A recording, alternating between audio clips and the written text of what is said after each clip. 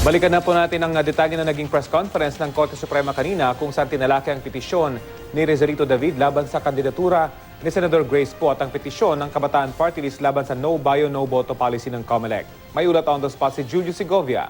Julius?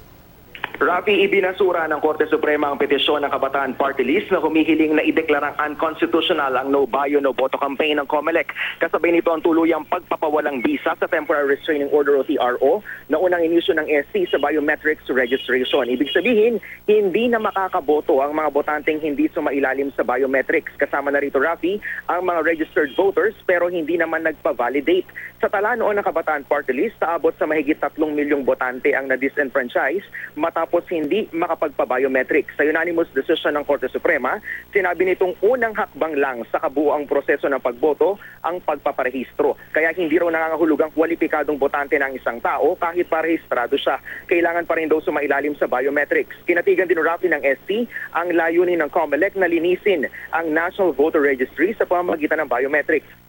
Malaki rin daw ang may tutulong nito para maiwasan ang dayaan sa eleksyon at maging kapanipaniwala, malinis at makatotohanan ng resulta ng botohan para sa interes ng Estado. Maghahain naman Rafi ng motion for reconsideration ng Kabataan Party List kaugnay nito.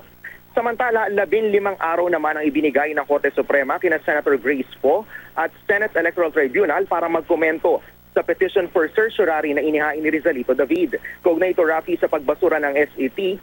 Kaugnay ito sa pagbasura ng SET sa petisyon ni David na kumukwestiyon sa citizenship ng senadora nang tumakbo siyang senador noong midterm 2013 elections. Magsasagawa rin, Rafi, ng oral arguments ang SC kaugnay nito sa January 19 alas 2 ng hapon sa Anbank Session Hall ng Kataas-Taasang Hukuman. Yan muna, Rafi, ang pinakasariwang balita mula pa rin dito sa Maynila. Balik sa iyo. Maraming salamat, Julius Segovia.